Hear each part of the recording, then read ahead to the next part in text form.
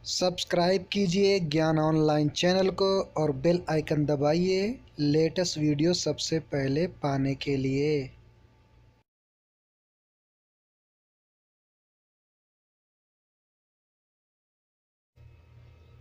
इस search bar में type करिए कंट्रोल पैनल।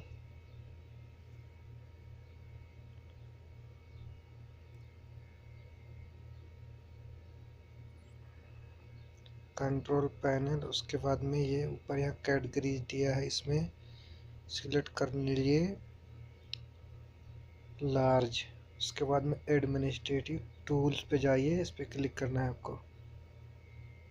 उसके बाद में यहाँ लिखा हुआ सर्विस, सर्विस पे आपको क्लिक करना है। उसके बाद में आपको ढूंढना है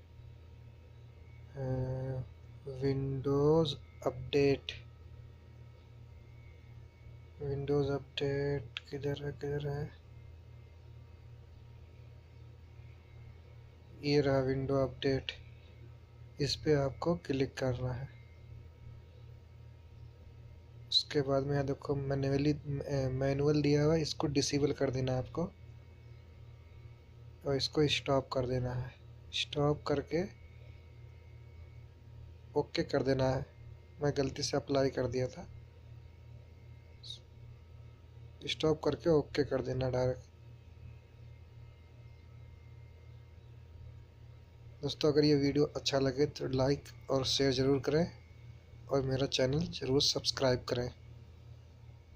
थैंक्स फॉर वॉचिंग।